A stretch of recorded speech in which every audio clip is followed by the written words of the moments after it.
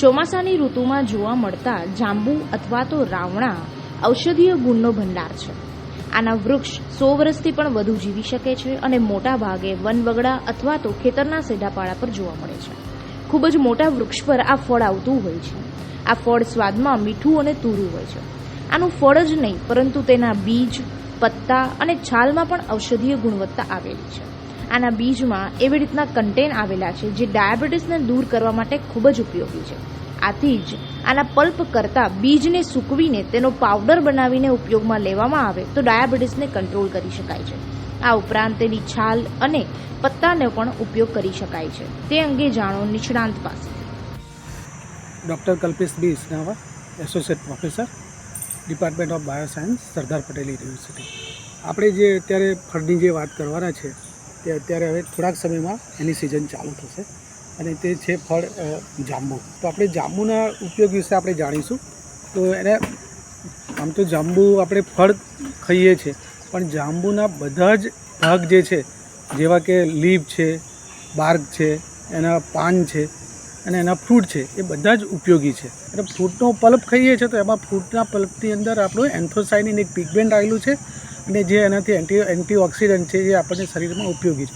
બીજું કે એમાં ભરપૂર માત્રામાં મેગ્નેશિયમ અને પોટેશિયમ આવેલું છે અને બીજા ઘણા બધા વિટામિન છે જેવા રિબોફ્લેવિન છે, ફ્લેવોનિક એસિડ છે, એ ભરપૂર માત્રામાં આવેલું છે. એટલે આપણી બોડીને ઉપયોગ થઈ શકે. પણ ડાયાબિટીસ માટે જો આપણે વાપરવું હોય એ ફળને તો એના સીડને આપણે બને ત્યાં સુધી એનો ડ્રાય કરીને પાવડર કરીને પછી એનો ઉપયોગ કરવો છે. ફ્રૂટ ખાવાથી જો મેજર જો કોઈ ફાયદો હોય ડાયાબિટીસની જોડે તો લીવરની જે પણ પ્રોબ્લેમ છે એને કંટ્રોલ કરવામાં બહુ જ ઉપયોગી છે.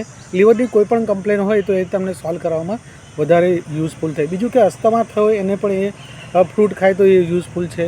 પછી ડાયરિયા થઈ ગયા હોય, મરડો થઈ ગયો હોય તો એની અંદર બી ફ્રૂટ આપણે વાપરતા હોય. સીડની અંદર આપણે જોવા જઈએ તો એમાં મેક્ઝિમમ છે આલ્કોહોઇડ કન્ટેન્ટ છે અને એની અંદર એક ઇમ્પોર્ટન્ટ કમ્પોનન્ટ છે ફ્લેવોનોઇડ્સ.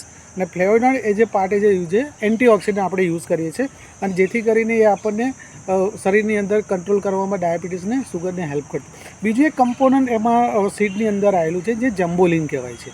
અને એ જમ્બોલિન એ ડાયાબિટીસને કંટ્રોલ કરવામાં વધારે વપરાય છે. લીવ્સ ખાવાથી બી પણ એ ઘણીવાર એવું સંશોધનમાં આવ્યું છે કે એનાથી પણ આપણે ડાયાબિટીસ કંટ્રોલ કરી શકીએ. જેવી રીતે બાર્ક છે તો બાર્ક પણ આપણે ઘણા બધા રોગો કવર કરવામાં જાંબુનું જે બાર્ક છે, છાલ કહેવાય છે ને, એ પણ આપણે જો ઉપયોગ કરજો આંતરડાના જે બધા પ્રોબ્લેમ છે એ આપણને એનાથી પ્રોબ્લેમ દૂર થઈ શકે છે. અને લીવરના પ્રોબ્લેમમાં બી આપણને બાર્ક યુઝફુલ થઈ શકે છે. આખા ફ્રૂટની અંદર વધારેમાં વધારે આપણે જોવા જઈએ તો એની અંદર એક પિગમેન્ટ આવેલા છે, એન્થોસાયનિન પિગમેન્ટ આવેલા છે.